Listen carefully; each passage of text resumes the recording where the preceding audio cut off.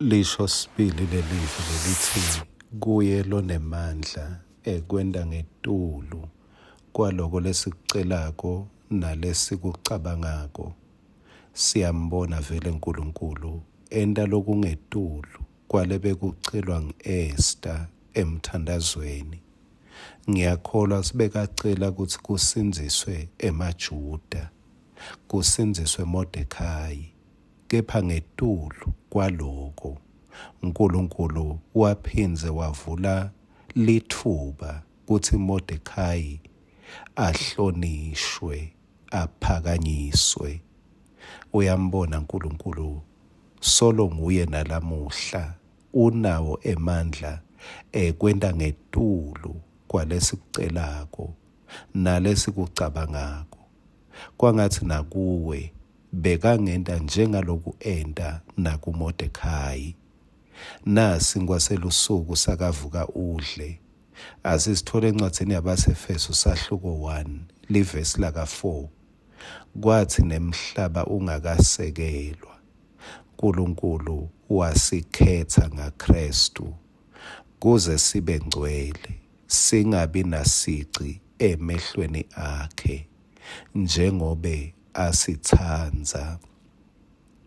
Siseluhlelweni lwaNkulunkulu. Lohlelo lwaNkulunkulu walucala umhlaba ungakasekelwa. Awucabange ukuthi kulolu hlelo lwakhe lanalo umhlaba ungasekelwa wakhetha bani? Wakhetha wena. Ngikhumbula sisebafana kunemidlalo masi yawudlala bese yayesikhethane. Bekuthi ke labaholi balamateam babe nelithuba lekukhetha kucala. Bewuyaye ubuke lo nelikhono lotaba sihlabani ethimini yakho bese ucala ngaye, uyamkhetha ngekwelikhono lakho, ngekwelikhono lakhe, kuze kuthi i-team itowina. Nkosi yami, uyathi ekugcineni bekubese kukhethwa bani?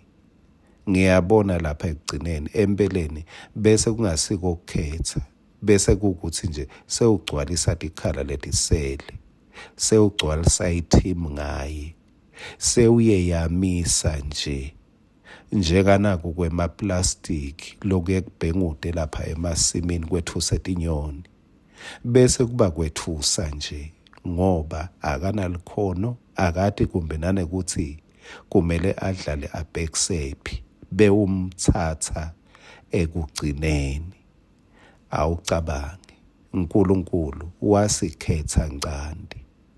Livi lakhe liyamangalisa, lithi wasikhetha asati ukuthi sinebuthakathaka, asati ukuthi asati nekuthi kumele sibhekise ngakuphi. Wasikhetha ngcandi ngekweluthando lwakhe, hhayi ngekwelikhono lwethu.